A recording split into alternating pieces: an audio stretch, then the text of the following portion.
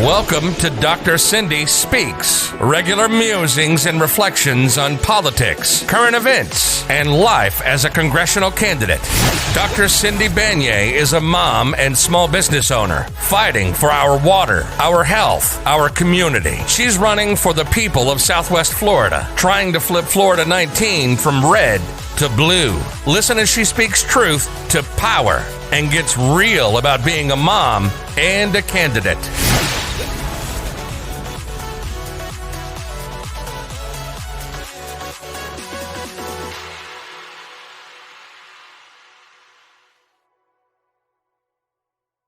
Right, great. So here we are. We have our guest in studio. Economist Dr. James Galbraith is with us. Thank you so much for being here with us. My pleasure. Yeah, Dr. Galbraith, tell us a little bit about yourself and your illustrious career. I'm so excited, but I'm a big nerd when it comes to economics and politics. So tell us a little bit about your background, just so our audience can know exactly who we have in our midst here today. Okay, well, I'm an ordinary college professor at the University of Texas at Austin, and I've been there for more years than I can count now. I had an early career on Capitol Hill. I was, in the early 1980s, staff director of the Joint Economic Committee of the U.S. Congress. And during my academic career, I do what academics do. I teach students, I write books and articles. I have spent a lot of time working on the measurement of economic inequality and trying to understand the forces behind it in the United States and around the world. So that's been a major piece of my life. But I've also been a kind of political gadfly and commentator on a wide range of issues, including over the last year or 6 months or so, the pandemic, which obviously has been a preoccupation for everybody. And to some degree, an economist has something to say about the effect of the way in which this kind of an event affects our economy and the way what we have to do to deal with it going forward. Yeah, absolutely. I think that's 100% correct.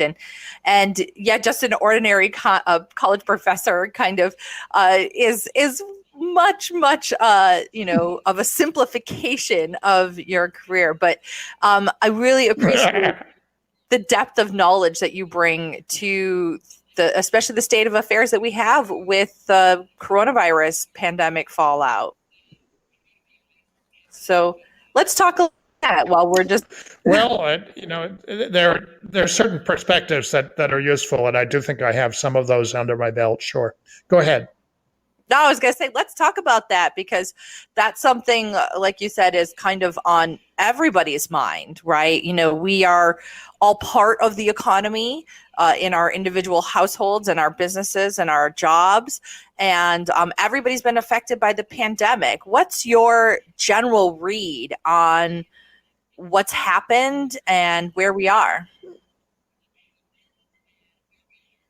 Well, it's a pessimistic read, and one which I think where it's helpful to be, rather brutally honest about that.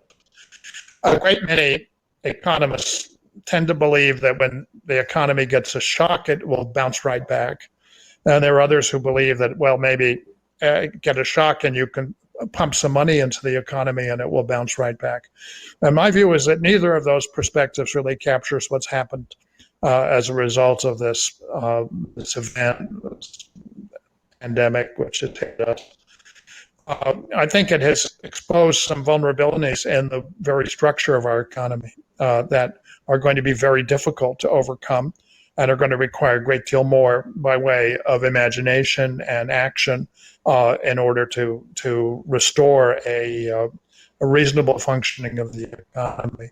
And there are a couple of things which trouble me a lot. One of them is that much of what the United States does most successfully in the world is very advanced technologies, information, aerospace, energy, which actually we supply to the whole world. And it's very hard if the demand from the whole world goes down, it's very hard for the U.S. government to actually restore that and make it work again. A nice example is aircraft. We have one of the two major commercial aircraft producers in the world, but it obviously sells to a world market. It's not just the United States.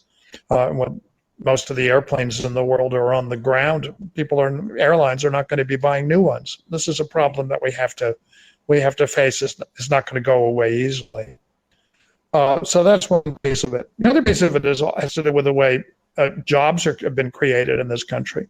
Most of the jobs that we've created in the last 30 years, and certainly in the last decade or so since the big financial crisis, have been services jobs. They've been jobs that involve people doing things for other people. That can be restaurants, it can be bars, it can be the travel industry, it can be spas and resorts and casinos, it can be hotels, it can be amusement parks, and all kinds of things of this nature, coffee houses, lots and lots of things which have sprung up all across the United States and all of our cities and towns.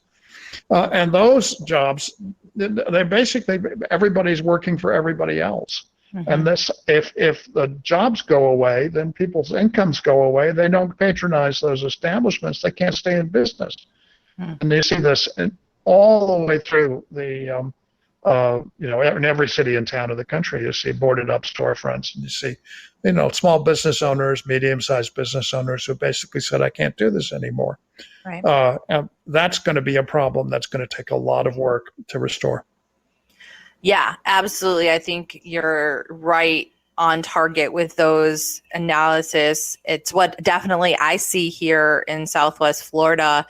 We also have the combined, blessing and curse of being a largely tourist-based economy as well, which absolutely just the bottom fell out. Sure, and that you're right in the thick of it. It's just, in some sense, many pieces of our economy. I was talking to some people, out in Las Vegas some weeks ago, and I said, "What are we going to do?" They're entirely dependent upon people doing things which are basically leisure time activities. And the reality is, when you have a public health crisis, and when you're scared for your own, even well beyond the public health crisis, when you're uncertain about your own economic future and whether you're going to have a job or if you don't have a job, these are the things people curtail. Mm-hmm. And so we really have to think about how to get through this, and how to keep businesses going, and how to get people out of the cocoons that they're going to enter quite reasonably once the public health danger has been dealt with, if it can be dealt with. Yeah.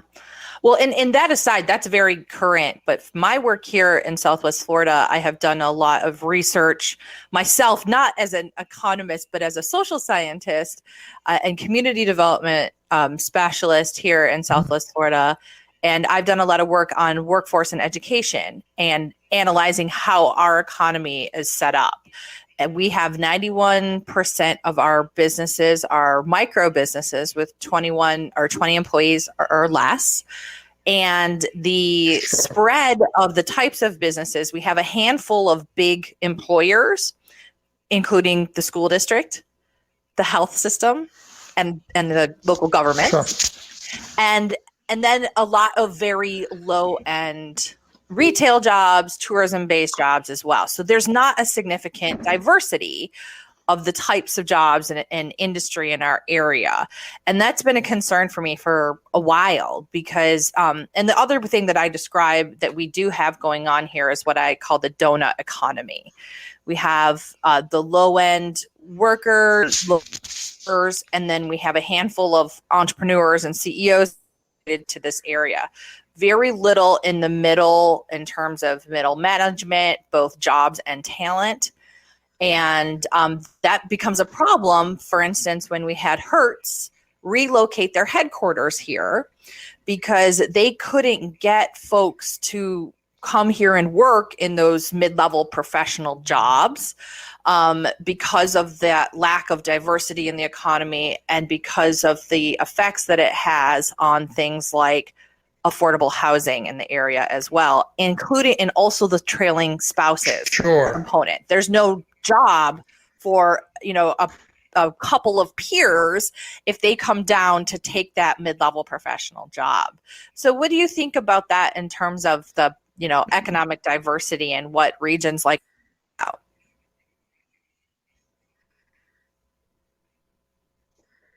Well, it's going to be, it's obviously a major problem, not just where you are, but in many, many places. And the way you deal with it is by, and effectively you need a form of institutions that can provide those jobs. Characteristically, the reason why you get some areas which are more successful is that you may have, for example, a very strong public university which is located in the region, and that not only attracts a group of professionals, but a lot of the students who come through who become engineers, who become managers of one kind or another, tend to stick around, and so you end up with poles of attraction, and there are lots of them across the country that are successful ways of building up that middle group that you find is missing where you are. But the point is that in order to do this in any region, you have to have a decision taken to provide the kind of anchor institutions that are somewhere between, as you say, the civil service jobs, the federal government, the school district, and the low end service jobs. And for that matter, though, while you're thinking in terms of a region which is heavily dependent on tourism, you've got to also think about how to keep the businesses that provide those low-end jobs are still jobs, and people need them. How to keep them operating through this. And I think that we need to be thinking in terms of cooperative models. We need to be thinking in terms of providing the support that enables people to keep their shops open. And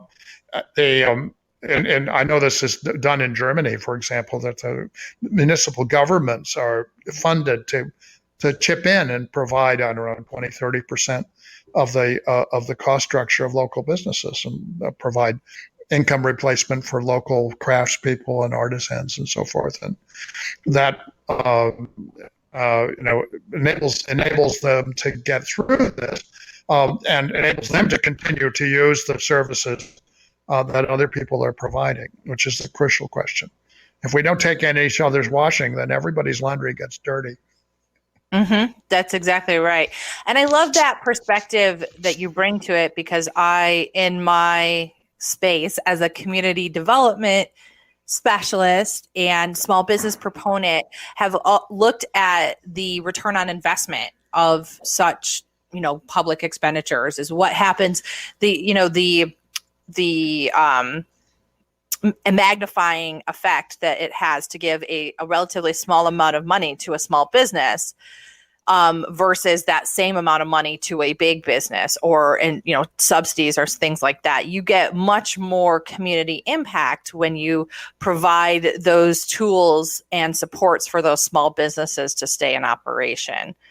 So as you're looking at the state right now with the coronavirus pandemic fallout, which I am 100% convinced is going to be the biggest failure in history, we're going to study this for years to come as to what happened here and how the United States was, knocked off track for it. But anyway, I digress on that point. But knowing that we're in the middle of that right now, what can we do? What should we be looking at in terms of trying to get our economy back on track, and not even necessarily back on track, but retooled in a way that's going to really work for American people?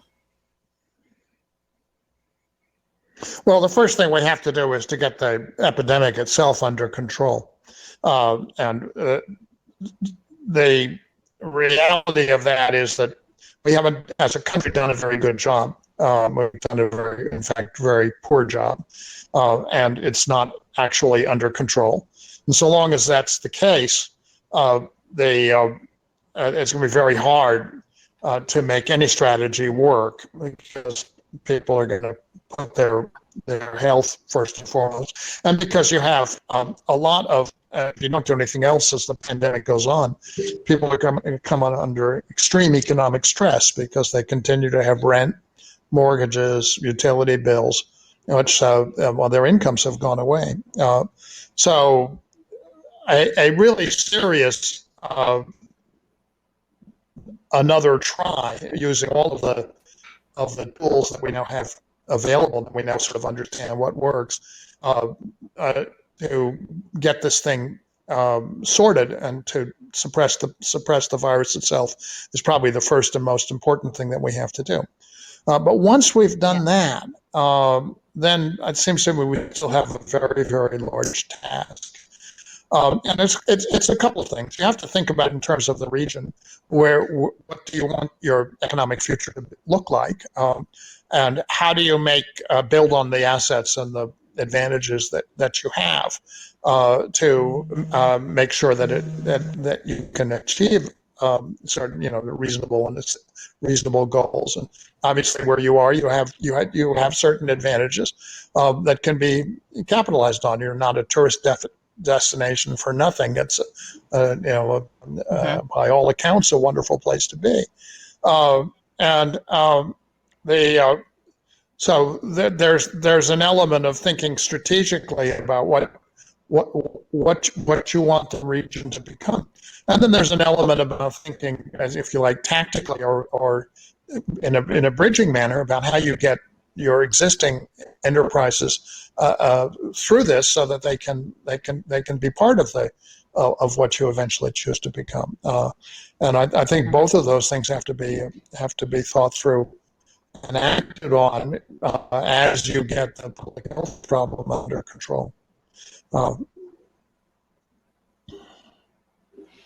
Yeah, absolutely. I agree with that. And you're right. We do have a lot of great things going on here. And it is unfortunate that we get, we are at the risk of these shocks because of some of these things going on. But the thing that is so striking to me that you said very early in your response there was that the first step is to get the virus under control. And it seems so simple, right? It seems like this is something we should have had taken care of a long time ago. But I feel because so many elements of the pandemic response have been politicized, and indeed not only politicized, but kind of attached to political identity, especially things like the masks, that no question. Yeah. The conversation around that, hey, if you're worried about the economy, you have to take care of this first. That seems to have been that's out the window here, unfortunately. There was a very big misfire early on, and in which a great many people took the view that there was a choice to be made between controlling the virus and having a robust economy. And so you've got a lot of pressure to reopen businesses that was premature, and it was also, I think, very counterproductive because once people realize that the virus is not under control, businesses can reopen, but they're not going to succeed in the long run, and that's where the real I think it was a very big problem, and it was a political problem. I live in Texas, and we saw that very strongly with a lot of pressure to say, okay, we've done enough. Let's get things back on track, reopen businesses, and put up with a higher level frankly, put up with a higher level of infections and hospitalizations. And the reality is that people don't like that. And then they're obviously not going to come out of whatever self-protection that they're taking, and if they don't feel comfortable with a larger situation. Some people will, but a great many will not.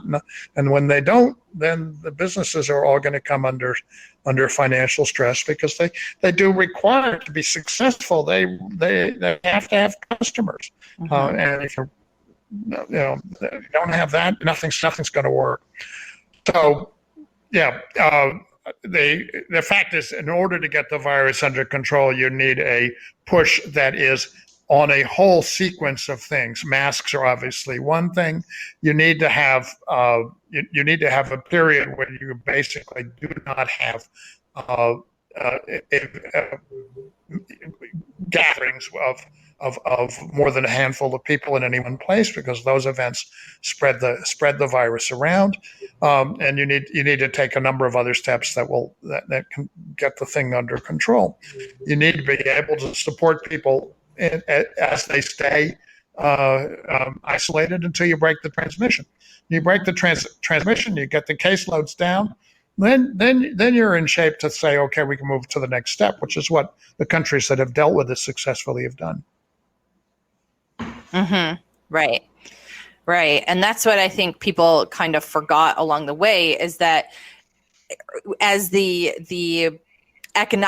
swift economic effects, right? The shocks early on when the parts of the economy closed down, when that was hitting people, there was like a panic. And, particularly folks on the right were going, okay, we got to open. But it wasn't the whole picture of what needed to happen, which was, no, we need to control the pandemic first, then we can, rebuild the economy.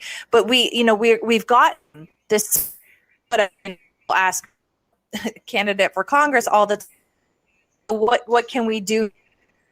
Part of me, I don't know. We threw it out the window. We're kind of in. Well, there's no question that having blown it, the first round, having not succeeded, it's going to be much harder to persuade people to cooperate with another effort. That is just, there's no doubt about that. But it seems to me that pending either an effective therapy, and so far as I know, the therapies have not advanced all that much in the last 6 months, or a vaccine, which we won't really know about for the period that it takes to get through trials. And even, in some sense, the vaccine is not going to be a sure thing until sometime after that. Seems to me, at least for this interim period, there's really not much choice except the choices between accepting this very unsatisfactory situation that we have and giving it another go as trying to get the whole epidemic suppressed. Right. And it's heartbreaking to look at the numbers. It's heartbreaking to look at the economic effects, people losing their jobs and closing their business. And we had a lack of leadership in the beginning, and then, turning it into culture and identity politics. There's no question. There's no question. We had both a lack of leadership, very uncoordinated situation across the states, and that of course makes it difficult for the states are relatively more aggressive to hold the line. And it was complicated by the fact that we're in a political season, and the existing administration wanted as quickly as possible to give the impression that things were, first of all, they wanted to minimize the effect of this, and that caused them to be very, very slow to do anything. And in fact, they did very little. And secondly, they wanted to give the impression and trying to persuade people that it was over and done with, which it isn't. So they're fostering illusions which are going to cost people their health and in many cases their lives. Mm-hmm. Absolutely. So given your experience in both working on the Hill, at the economic side of it, knowing that probably very little thing is going to be done between now and the end of the year, given the campaigns, what do you see as the next steps, the roles that Congress will need to play in helping to restructure our economy and kind of mend things that have happened here as a result of the coronavirus? Well, I suppose in the very short run, you're right that it's going to be extremely hard to get anything significant done. And what we should hope for is just pushing enough funding and support into the system so that people can get through the next few months. And we can see how the health situation evolves. But you're right; it's going to be extremely hard to get anything done in this season. It's a very, let's just say, the timing is unfortunate and very bad. Depending on the outcome of the election, then I think you have, you can look at January as a target for a real mobilization. And then you really try to do everything at once. You have to, at the one time, really get the public health situation under control. And secondly, to begin to launch the kinds of transformational economic steps that would enable us to have a path, a viable path going forward. And those, I think, are basically three areas that I sort of touched on. One is the reorienting the advanced and successful sectors so that they're serving a purpose that they can, in fact, serve, and dealing with major national priorities. And that's also construction, lots of things which are otherwise going to be idle, need to be brought to life and given things to do, which we need. We need to rebuild our cities and towns. We need to rebuild our transport system. We need to obviously transform our energy system. There are lots and lots of things that should be done. That's not the job creator for most of the population, though. Again, come back to the second thing is to get a model that enables the services sectors to, first of all, to hang in there, and secondly, to eventually gradually revive as the people become more confident. And for that, I think a job guarantee is a very good idea, because if you can guarantee people a job in the public sector at a modest living wage, then what you would do is basically eliminate the fear of unemployment. And that would create a great reduction in people's anxieties over whether they'll have income. And so the whole services economy would benefit from that. And then the third thing is you have to deal with people's debts. And that's a really complicated question. But the fact is, people who have been sheltering in place, who have been out of work because of the pandemic, it's not their fault. And yet they have rent, they have mortgages, they have utility payments. And I know there are a lot of mom and pop landlords out there who have rental properties, and they have taxes that are due and mortgage payments that are due. And so you've got to figure out how to get fundamentally debt relief out to the whole broad population.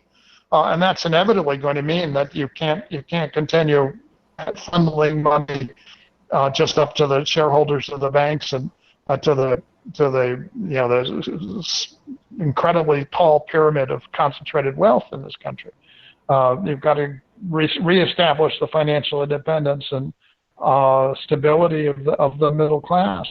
And that's going to be something which I think is going to be a very big challenge for the future administration. So you've got those three things, it seems to me. If you can focus on those once you're past the major public health challenge, that would be begin to get somewhere. I'm right on the same path with you, and I've been talking a lot about that jobs guarantee as part of a necessary component of we're going to need at the beginning of the Congress. I've that we're going to need. The thing about a job guarantee, which is it's a really, really good idea, and of course, there are lots of things to be done, and things that people are equipped to do, and there's teaching, and there's caring, and there's environmental work, and there's just the life of the community can be animated. But the important thing for people who are working in the private sector and people who are working in small businesses and so forth to recognize is that the people in the public and the jobs guarantee can be hired back into the private sector. And they will provide also the customer base for the private sector. So it's really essential for people who are in the private sector to understand that this is not a competitor, this is an ally. This is something that's essential to making sure that the kind of economy that we have, the private economy that we have, can be viable going forward. Otherwise, everybody's sitting at home husbanding their unemployment insurance, right? And they're saying, gee, I better not spend anything because who knows if I'm going to have a job in 6 weeks when I still have a rent payment or a mortgage payment to make. What you want them to say, look, I've got a job, no problem. I can go work in a guaranteed job, and I'll have an income, and therefore I can resume something more like normal life, which means they can patronize all the shops and other facilities, coffee houses and bars and restaurants that they're used to patronizing. And then the people who run those and people who work in them will also have jobs. That's what you need. Well, that's great. I like that guarantee can help us get back to a normal life. I think I'm going to, but so, let's, this has been such a great conversation. Yeah. What final thoughts do you have for us here? Be thinking about, what should I be thinking about as somebody who's looking to serve the people of Southwest Florida? What should I be thinking about in terms of helping get back to that normal life? Well, I mean, people need to have the courage of their convictions and the willingness to work together to achieve them. And I wish you all the best of luck in articulating that and becoming one of the voices that will help us all achieve that. But this is very much a common sense problem, and that's where I think ordinary people who have a great deal reserves of common sense can feel some confidence in speaking up. They all work together and resolve the first question, which is the health question. We all start working together to make the second problem, which is the economic problem, somewhat less dire, somewhat more tractable than it is. Absolutely. So the first issue we need to address is the pandemic. Then the second issue is retooling our economy to work for everybody. And I think that that's the smart way. That's how we should have done it in the first place. And that's absolutely how we're going to moving forward once we get over this ridiculous culture war on some of the components of it. So anyway, thank you, Dr. Galbraith, for being with us here today. If folks want to reach out to you or learn more about your perspective, what should they do? How should they get in contact with you? Or maybe are there some books in this area that they should look at? A book would be nice, but it takes longer to write one than and get it out than I've got. I've just published a piece, as you know, in the Intercept. On the, which I think is probably, people can go there and look for it, and that's probably the best expression of the basic case I've been making to you this morning. Great. Well, thank you so much for joining us here. It's been an enlightening conversation, and I'm going to keep fighting for our economy to get us back on track. So, thank you everybody for joining us, and thank you, Dr. Galbraith, for being here with us. All the best of luck. Thank you. You have a great day. Cheers. Bye. Thanks for listening to this episode of Dr. Cindy Speaks. If you'd like to learn more about her campaign, go to cindybanyai.com or connect with her directly at vote@cindybanyai.com. We love connecting with people. Contents of this podcast are paid for and approved by friends of Sandy Banyai.